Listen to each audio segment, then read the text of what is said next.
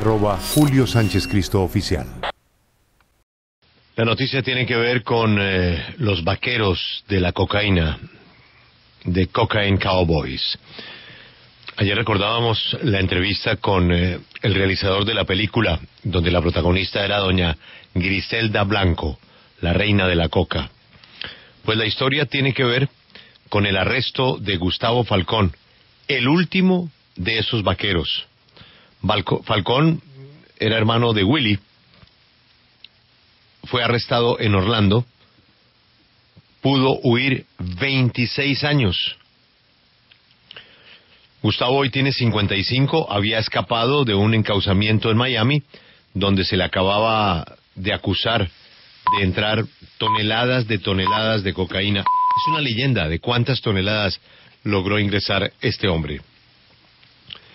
Nos atiende desde la oficina de Alguaciles Federales Barry Golden.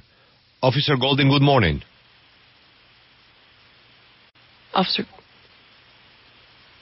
Golden. Officer Golden, good morning. Good morning. Mariana, ¿cuántas toneladas desde Colombia lograron introducir en los Estados Unidos los hermanos Falcón? Officer, how many tons of cocaine were the Falcon brothers able to smuggle into the U.S. that came from Colombia? Well, that question would probably be better off answered by someone from the Drug Enforcement Administration, DEA. But just from the reports I've read in the media, according to the indictment and so forth, it's alleged 75 tons, supposedly. Julio, de lo que él entiende de los reportes y documentos de la corte, son alrededor de 75 toneladas. Ellos lograron quedar absueltos hace 26 años y se dice que lo que hicieron fue comprar y sobornar a los testigos en un jurado en los Estados Unidos. ¿Pasó algo con ese testigo o testigos sobornados del jurado? Officer, it's believed that the reason for why they were acquitted in that first trial is because they bribed some of the witnesses, for example. Do we know anything about what happened to those bribed witnesses?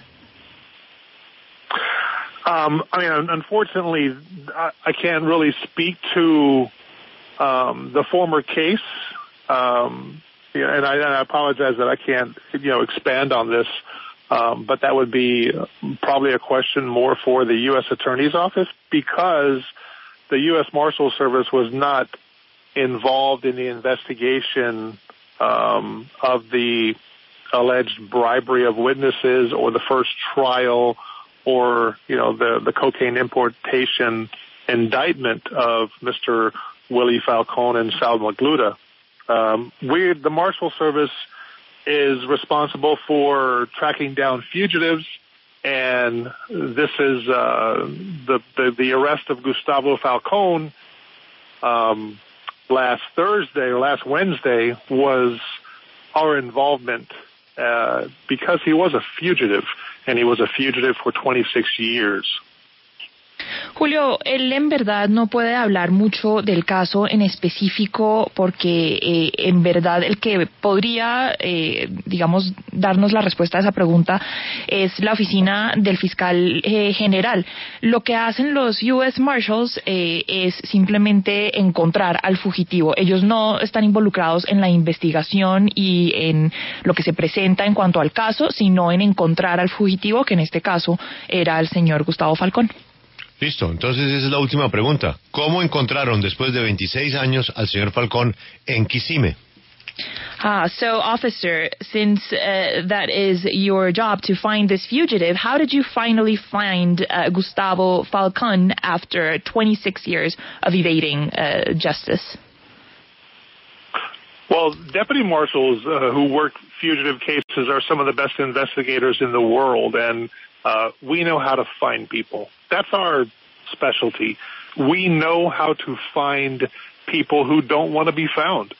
And we never stopped looking, and I say we, deputy marshals who are assigned to that case, never stopped looking for him, even though we believed that he was living abroad, that he was living in another country, Cuba, Mexico, Colombia, because he was on the run. It was somewhat surprising that he was right here 300 miles away from Miami, the city where he grew up and where he initially became a fugitive and took off from. But the deputy marshals figured out that he was using a fake name. Approximately a month and a half ago, we developed information he was using a false name on a driver's license with an address in Hialeah, Florida. Bueno, Julio, nos dice el oficial que, bueno, en un principio pensaron que Gustavo Falcón estaba por fuera del país, en Cuba, en México o hasta en Colombia, pero que igual nunca dejaron de buscarlo durante estos 26 años. Y hace un poco más de un mes se dieron cuenta que había un nombre falso asignado a unas placas de un vehículo que en verdad no era el nombre de él, que se decía en los papeles del vehículo, sino que era el Gustavo Falcón, el verdadero dueño de ese vehículo. Y fue a través de ese vehículo que lo encontraron. Estaba en Hialeah, ahí en la Florida. Justo quería que nos contara qué sintieron al descubrir que no estaba fuera del país, que siempre estuvo en el estado de la Florida y que además era como un vecino más, verlo montar bicicleta con su esposa, verlo atender actividades tradicionales con sus 2 hijos mayores. ¿Qué sintieron? Además, ¿qué dijo él en el momento del arresto? Porque entiendo que no opuso resistencia, que fue fácil, pues, el evento como tal ya cuando lo ubicaron finalmente y descubrieron que sí era él. Officer, so can you tell us more about what the U.S. Marshals felt at the moment in which they discovered that Gustavo Falcón was not abroad? He was actually living in Florida, very close to you. He was riding a bicycle, for example, like any other citizen. And we would also like to know what happened in that moment when you arrested him, which we understand he didn't resist much. So tell us about that moment, about your discovery and his arrest. Well, it was very surprising when the deputy marshals who were working this case developed the information that he was believed to be in Kissimmee. Even though he put a fake address on his driver's license, the investigation determined that he was living in the Kissimmee, Florida area. And in 2013, he got into a car accident in the Kissimmee, Florida area. So that actually told us that we were only a couple of years behind him and that he was still using this same fake name. And not only he was using the fake name, his wife was also using a fake name with the same last fake name.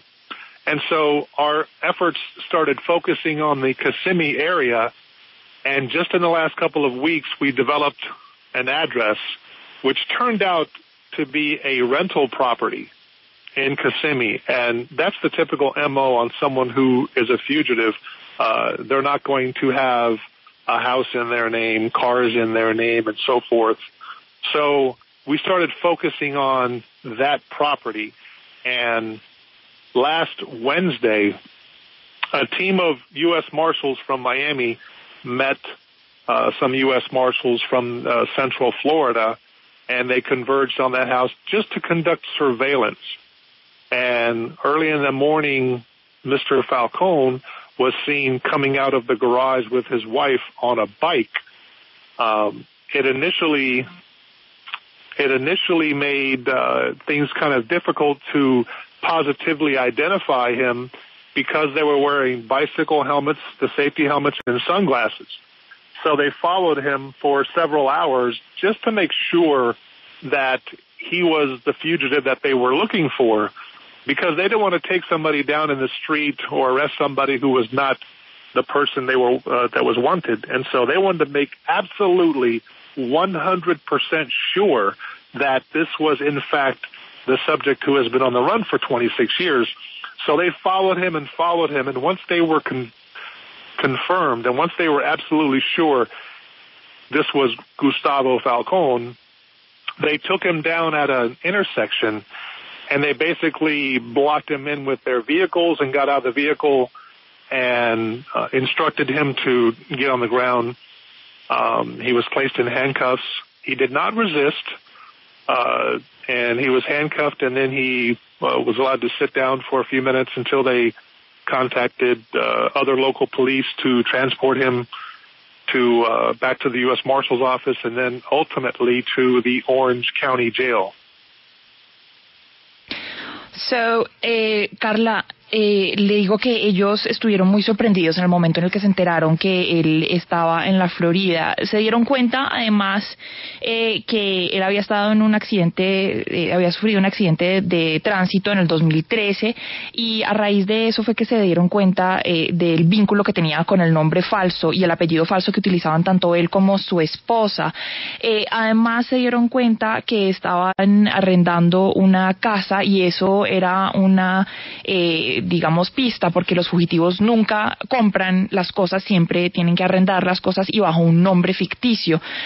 Una vez encontraron la dirección de esa casa arrendado en el área de Kissimmee, los alguaciles fueron a su casa junto con otros alguaciles de otra área y los vieron salir del garaje con su esposa en la bicicleta. Era difícil determinar la identidad de las personas directamente porque tenían cascos para montar en bicicleta y tenían gafas, entonces los persiguieron durante un largo rato, y solamente cuando estuvieron seguros de que era Gustavo Falcón y su esposa fue cuando los intersectaron cuando hicieron una parada y lo arrestaron en el piso, pero lo dejaron permanecer sentado un rato mientras llegaba la patrulla que se lo llevaría eventualmente a la prisión del condado Orange.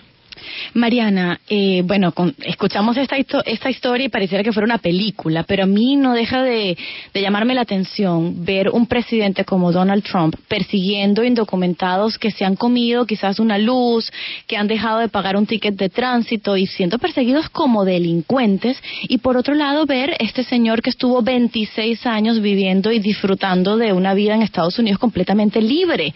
Entonces, ¿dónde está el enfoque de las autoridades de Estados Unidos? Es una pregunta que quizás el alguacil pueda responder retóricamente.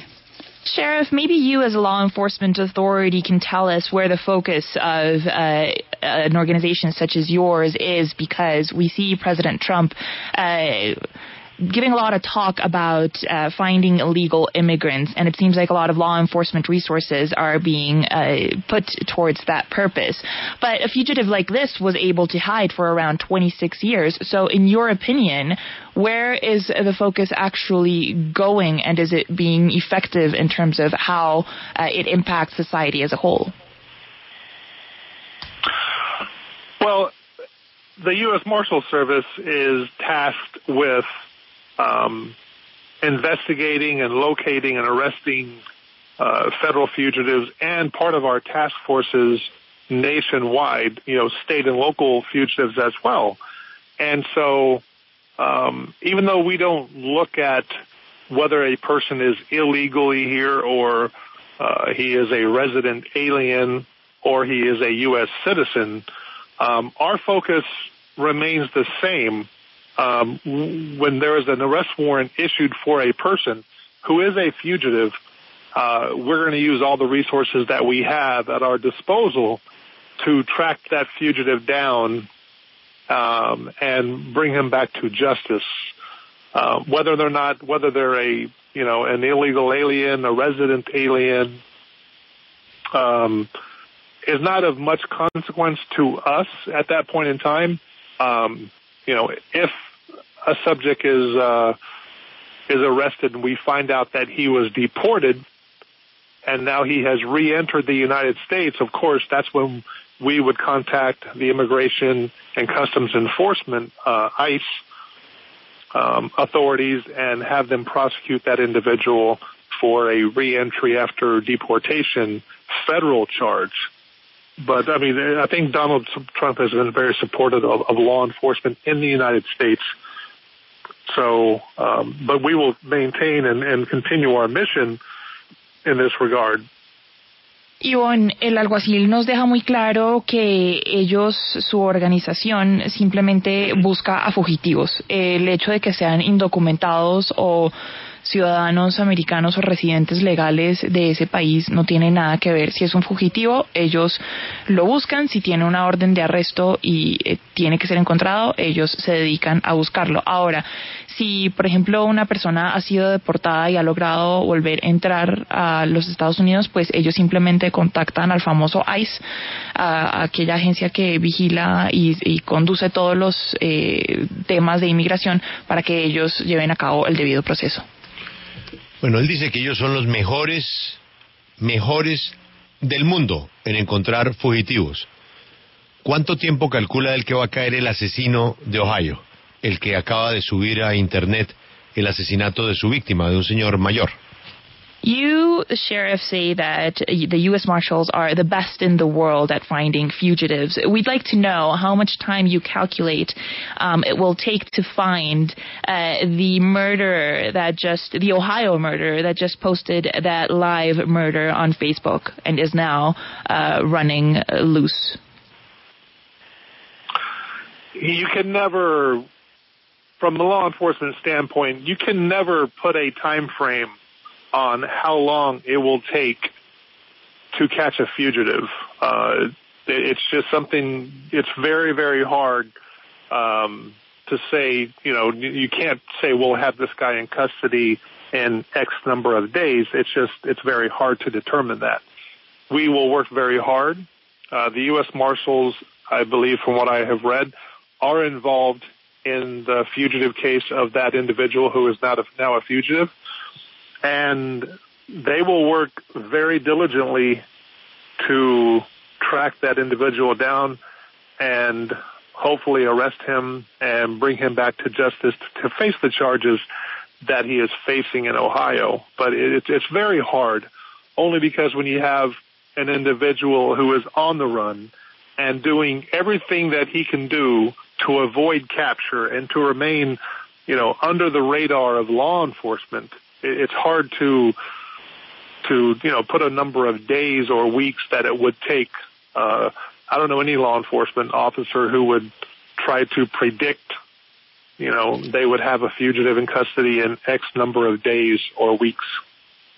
Julio, él no se atreve a ponerle un número, a estimar cuánto tiempo le calcula a la captura de ese individuo. Es más, nos dice que no conoce a ningún alguacil que lo haría, porque son situaciones que dependen de distintas variables. Qué tan listo es el personaje, el fugitivo, es una de esas variables. Entonces, él dice que no le calcula un tiempo, pero que sí están trabajando muy duro para encontrarlo. Officer Golden, thank you very much for your time and have you a good morning. Thank you very much. And just for the record, my official title is Senior Inspector with the U.S. Marshals, or I'm the Public Information Officer. Either one is fine. Okay, Senior Inspector. Thank you very much. Thank you. Okay. Bye-bye. Have a good day. All right, bye-bye. Bye-bye. Que él es Senior Inspector, no es Officer. Mariana, por favor. Inspector de los más altos mandos, senior. Senior. Exactamente. Senior. Exactamente. Acompáñenos en el canal de YouTube @Julio Sánchez Cristo Oficial.